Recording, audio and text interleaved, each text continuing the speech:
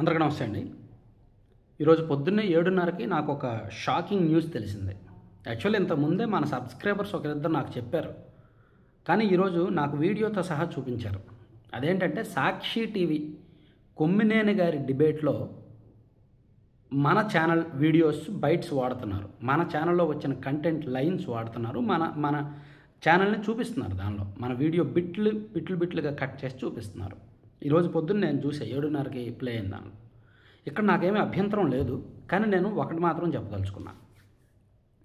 నేను కూటమి ప్రభుత్వాన్ని విమర్శించిన, ఎమ్మెల్యేల తప్పులను చెప్పిన, లేదా వైసీపీ విధానాలను విమర్శించిన, గత ప్రభుత్వ తప్పులను చెప్పిన, అది వాళ్ళ మంచి కోసం, రాష్ట్రం మంచి కోసం, పాలిటిక్స్లో ట్రాన్స్పరెన్సీ అండ్ అకౌంటబిలిటీ కోసం. పాలిటిక్స్లో ట్రాన్స్పరెన్సీ ఉండాలి, అకౌంటబిలిటీ ఉండాలి. అప్పుడు రాజకీయాల్లో ఈ రెండు ఉంటే పరిపాలనలో కూడా ఈ రెండు ఖచ్చితంగా ఉంటాయి. అప్పుడు రాష్ట్రం బాగుంటుంది, ప్రజలు బాగుంటారు. ప్రజలు కూడా అడగడానికి గట్టిగా నిలదీయడానికి బాగుంటుంది. సో ఇటువంటి చైతన్యం తేవడమే మన ఛానల్ ఉద్దేశం అనమాట. అయితే నేను ఇక్కడ మొన్న ఒక వీడియో చేశాను. కూటమి ప్రభుత్వంలో టీడీపీలో కొంతమంది ఎమ్మెల్యేల మీద వ్యతిరేకత ఉంది అని. సో ఈ మధ్య ఒక 4-5 సందర్భాల్లో సీఎం గారు అండ్ పవన్ కళ్యాణ్ గారు అండ్ లోకేష్ గారు కూడా ఎమ్మెల్యేల పనితీరును ప్రస్తావించారు. ఏకంగా 48 మంది ఎమ్మెల్యేలకు నోటీసులు ఇమ్మనే చెప్పారు సీఎం గారు. సో ఓవరాల్గా ఒక 62 మంది ఎమ్మెల్యేల మీద కాస్త వ్యతిరేకత ఉంది.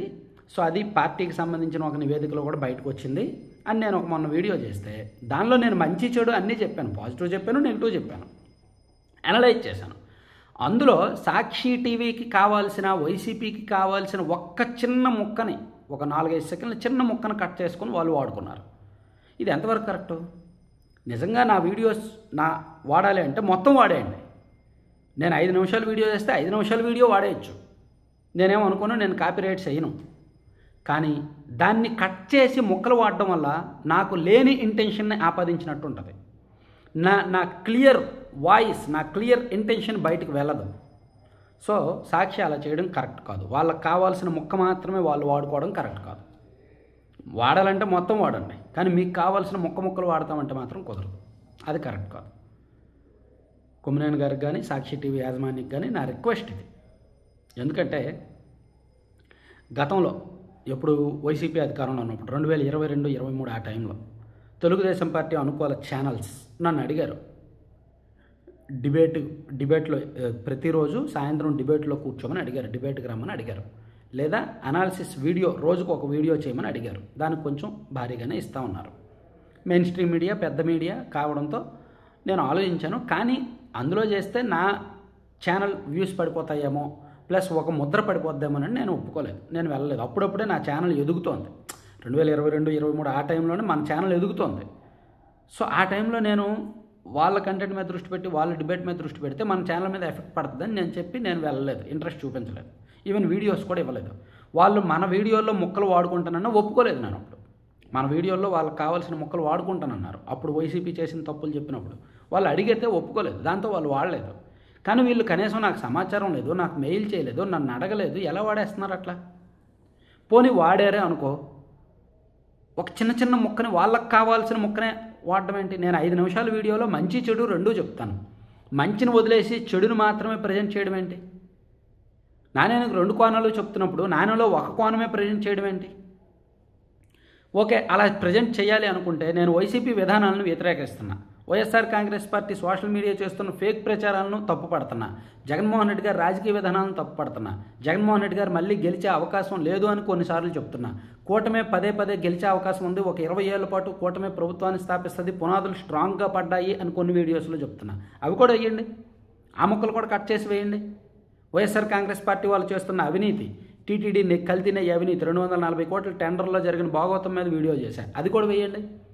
లేదా వైసీపీ లిక్కర్ స్కామ్ల మీద కొన్ని వీడియో చేశారు, అది కూడా వేయండి. జోగి రమేష్ గారికి సంబంధించి కొన్ని అనాలిసిస్ చేశారు, అది కూడా వేయండి. ఇవన్నీ వేయకుండా మీకు నచ్చింది మీరు వేసుకుంటానంటే, చిన్న మొక్క కట్ చేసుకొని వేసుకుంటానంటే అది విజ్ఞతేనా? అది సంస్కారమేనా? అది కరెక్టేనా? అది చట్టబద్ధమేనా? అది నైతికతేనా? కరెక్ట్ కాదు కదా. నా పర్మిషన్ లేకుండా, నాకు తెలియకుండా నా వీడియోలో మన ఛానల్ మొక్కలు వాడడం ఎంతవరకు కరెక్ట్? నేను కాపీరైట్ చేయొచ్చు, ఈసారికి వేయను. గతంలో నాకు చెప్పి వేశారు. యాక్చువల్లీ నేను సాక్షి మీద కాపీరైట్ చేయదలుచుకోలేదు. ఎందుకంటే వాళ్ళ పేపర్ అనాలిసిస్ మనం చేస్తాం కదా. కాబట్టి వాళ్ళేమీ వాళ్ళ పేపర్ వాడడాన్ని వాళ్ళు రిస్ట్రిక్ట్ చేయలేదు. సో మన వీడియోని వాడడాన్ని నేను రిస్ట్రిక్ట్ చేయదలుచుకోలేదు. కానీ నా ఇంటెన్షన్ ఏంటంటే వీడియో మొత్తం చూపించి నా వీడియో మీద మీ వ్యూ చెప్పండి. నేను 5 నిమిషాల వీడియో చేస్తే 5 నిమిషాల వీడియో కూడా మీరు చూపించండి మీ స్క్రీన్లో, మీ ఛానల్ వాళ్ళకి చూపించి దాని మీద మీ వ్యూ చెప్పండి. ఇదిగో శ్రీనివాస్ పలానా టైంలో పలానా మాట అన్నాడు, అది మనకు కావాలి అని చూపించండి. అప్పుడు మీ వ్యూయర్స్కి నేను చెప్పిన మొత్తం ఇంటెన్షన్ అర్థమవుతుంది. అంతే తప్ప మీకు కావాల్సిన మొక్క వేసుకుంటానంటే మీరేమైనా సోషల్ మీడియానా, ట్విట్టరా, ఇన్స్టాగ్రామా, ఫేస్బుక్కా? ఇప్పుడు ఆల్రెడీ ట్విట్టర్లోను, ఇన్స్టాగ్రామ్లోను, ఫేస్బుక్లోను వైసీపీ పేజీలోళ్ళు వాళ్ళకి కావాల్సిన మొక్కలు వాళ్ళు ట్రోల్ చేసుకుంటున్నారు. నన్ను నా ఎనాలిసిస్లో మొక్కలు కట్ చేసి వేసుకుంటున్నారు. దాన్ని నేను అబ్జెక్షన్ పెట్టట్లా, అది సోషల్ మీడియా. కానీ మెయిన్ స్ట్రీమ్ మీడియా అయ్యి ఉండి వీళ్ళు కూడా ఇలా చేస్తే ఎలా? సో ఒకసారి సాక్షి మీడియా వారికి నా విజ్ఞప్తి, ఒకసారి ఆలోచిస్తే మంచిదన్నమాట. సో చివరి వరకు కంటెంట్ చూసిన ప్రతి ఒక్కరికి కూడా ధన్యవాదాలు. కంటెంట్కి సంబంధం లేకుండా మనం ఒక ప్రోడక్ట్ని ప్రమోట్ చేస్తున్నాం కదా, లడ్డూపల్లెం.com అని ఒక ప్రోడక్ట్ని ప్రమోట్ చేస్తున్నాం. సో దీన్ని ప్రమోట్ చేయడానికి రీజన్ ఏంటంటే ఇది యూనిక్ ఐటమ్, కొత్త product, healthy product, 100% healthy product. మిల్లెట్స్తోనూ, డ్రై ఫ్రూట్స్తోనూ, నట్స్తోనూ, సీడ్స్తోనూ లడ్డూలు చేస్తారు.